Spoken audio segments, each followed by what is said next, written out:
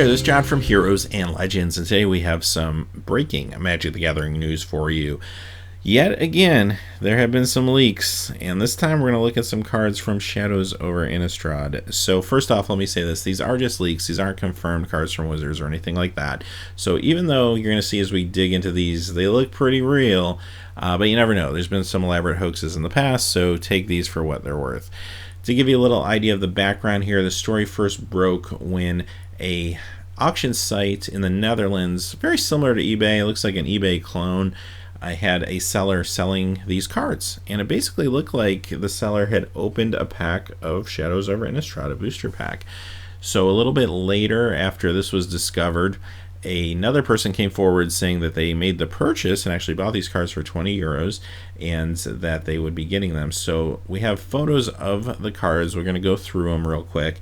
The larger set of photos was actually from the auction site, and we have a few photos of cards that were not on the auction site but were provided later by the person who said that they made the purchase, and these photos also came from the seller, of course, but those photos you'll see will have a watermark with a website on them, so just so you know, that's what that is and where that came from. So having said that, let's jump in and see what we got. Basically, we're looking at a booster pack of Shadows over Innistrad, and the first photo here is of the booster pack itself. Now, I can't tell if it's before it was open or it's just the wrapper after it was open. It looks like maybe it was after it was opened. This is the photo of the cards laid out, and of course, kind of hard to read in this version. One thing that stands out is we have dead weight, which of course was from the original Innistrad. That's a reprint, so I don't have a really clear picture of that, but I did just get a photo from the previous card, so we'll take a look at that in just a moment as well. But here's the cards laid out. And let's look at the individual cards. First, we have Expose Evil, a white and a generic. It's an instant, tap up to 2 target creatures, and it has a new mechanic called Investigate. Put a colorless clue artifact token onto the battlefield with 2 generic, sacrifice this artifact, draw a card. So very interesting. First off, the card itself, nice little tempo card for white, interesting. But the Investigate mechanic is very different. Basically, you get a artifact that you can sack to draw more cards, and the whole idea of Investigate, I guess part of the story thread is going to be that there's going to be some mystery that needs to be solved, and the art that you see here in the background actually makes a lot more sense now, because it looks like it's Jace in some sort of trench coat trying to investigate or solve a mystery. Maybe that is actually a clue artifact that he's holding in his hand, I don't know. So interesting stuff that we learned from this first card. Next, of course, is Deadweight. Like I said, this is a reprint. Didn't have a good picture of the new version, so here's the original. And this was quite a good card in Limited back in the day. Next, we have Hound of the Far Bogs. 1 black, 4 generic. It's a zombie hound, 5/3, and it has another new mechanic, Delirium. Hound of the Far Bogs has Menace as long as there are 4 or more card types among cards in your graveyard. So a little bit similar to Tarmogoyf, you're getting a bonus for different card types in your graveyard, and this is going to be no doubt one of the ways that the graveyard will matter in the Innistrad block. So pretty interesting mechanic there. Furtive Homunculus. So here's another new mechanic. This one is a blue and a generic for 2/1, and it has Skulk. This creature can't be blocked by creatures with greater power. So I find this a little bit interesting. Obviously, it's going to be a aggressive sort of mechanic, and it's in blue. Blue usually doesn't get to be too aggressive, but kind of makes sense with the Innistrad blue theme, I guess.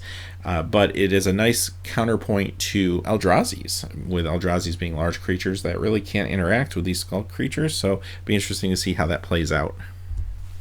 Next is Invasive Surgery, and there's a little bit of glare on the photo here, so I have the text on the right for you, but it's an instant, 1 blue, counter target sorcery spell, and it has Delirium, so if you do have 4 or more card types among cards in your graveyard, search the graveyard, hand, and library of that spell's controller for any number of cards with the same name as that spell, exile those cards, then that player shuffles his or her library. So interesting, kind of has a quash sort of effect, but of course it can only be used on sorceries, but it is only 1 blue at the same time, so there you go.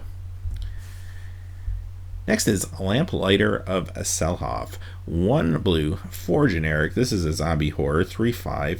And when this enters the battlefield, if you control another zombie, you may draw a card. If you do, discard a card.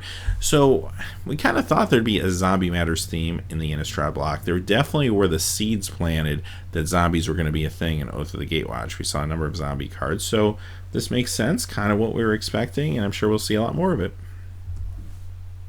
Dance with the Devils. So this is a instant red and 3 generic. Put 2 1/1 red devil creature tokens onto the battlefield. They have, when this creature dies, it deals 1 damage to target creature or player. So it's a little bit of a playoff. I can't remember the name of the card right now, but it was in Innistrad, and it was a 3/3 devil, and when it died, you basically got to lightning bolt something.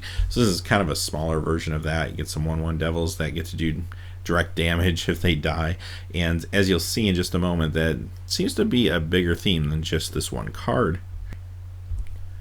And here's Devil's Playground. For 2 red and 4 generic, it's a sorcery. This time you're putting 4 of the 1/1 devil creature tokens onto the battlefield, and when they die, they can do 1 damage to target creature or player.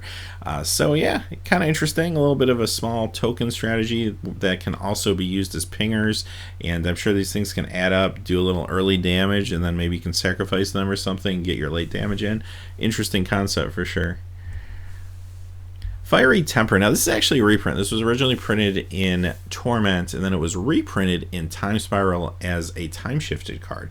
So this is the first time we're seeing it in the new card frame with new art as well. So this is cool. It's 2 red and a generic. It's an instant. It deals 3 damage to target creature or player, but more importantly, it has Madness, and the Madness cost for this card is 1 red, but for those of you unfamiliar, basically Madness says if you are going to discard this card, you can instead play it for its Madness cost. So if somebody forces you to discard a card, you can play this for 1 red instead of the 3, or you could force yourself to discard it if there's a situation where you can make yourself discard a card. In that case, you can instead pay the Madness cost, and this basically becomes a lightning bolt.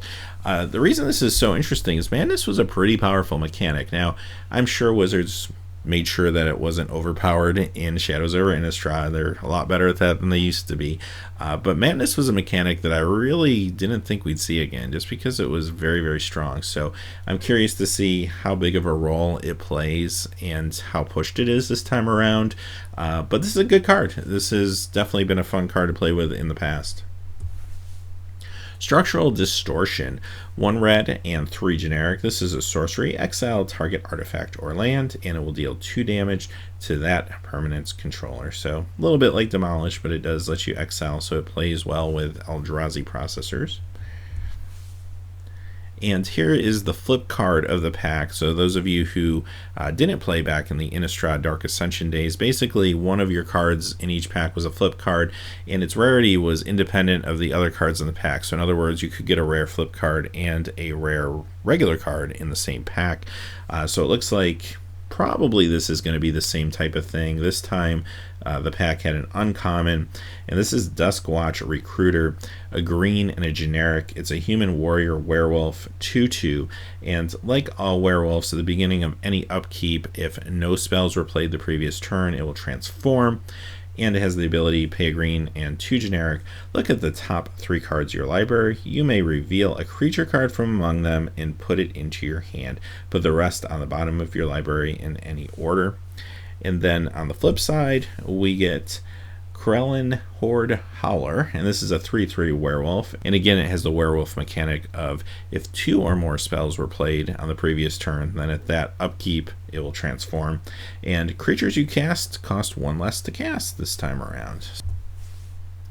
Next is Pack Guardian, and again I have the text on the right for you. 2 green, 2 generic. It's a wolf spirit, 4/3. It has flash, and when this enters the battlefield, you may discard a land card. If you do, put a 2/2 green wolf creature token onto the battlefield. So it's kind of playing with lands, which is going to go really well with the previous block, of course, Zendikar. So that's pretty cool interaction there.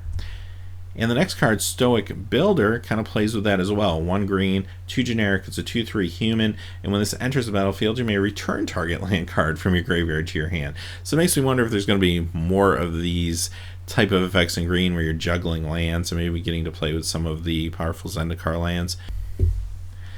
Next we have Watcher in the Web, and this one is a green and 4 generic. It's a 2/5 with reach spider, and this can block an additional 7 creatures each combat. Of course, with reach, that could be good. Can block a whole bunch of flyers, buy you some time. The last card I have to show y'all is actually the checklist card. So you'll see some very interesting things here when you examine it. Looks like we're going to have, as far as flip cards go anyway, 3 white cards, 3 blue, 3 black, 6 red, 6 green, and 3 colorless. So that makes sense. Green and red are the werewolf colors, so they tend to have more of the flip cards. You see some themes here from the previous Innistrad block, like Evasonian Missionaries and Thurbon Gargoyle and Kessig Forge Master, stuff like that, which is cool. You also see some more clues, no pun intended, of the whole mystery theme with things like Daring Sleuth. So that's kind of neat as well. And overall, just some of these just sound like cool cards, like Kindly Stranger, Uninvited Geist. I'm looking forward to seeing what these cards are going to look like and what they transform into. So pretty awesome stuff.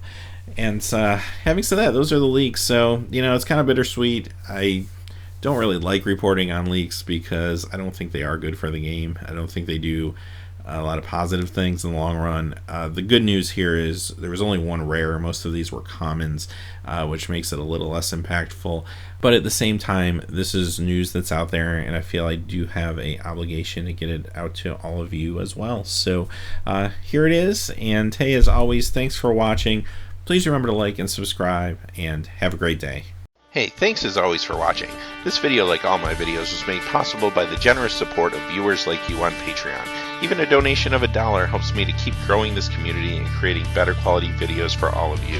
Check out our Patreon page for exclusive giveaways and future goals for the channel. If you haven't had a chance yet to subscribe, hit that subscribe button so you don't miss any of the MTG news, spoilers, set reviews, product openings, or finance videos on Heroes and Legends. Talk to you again soon, and have a good day.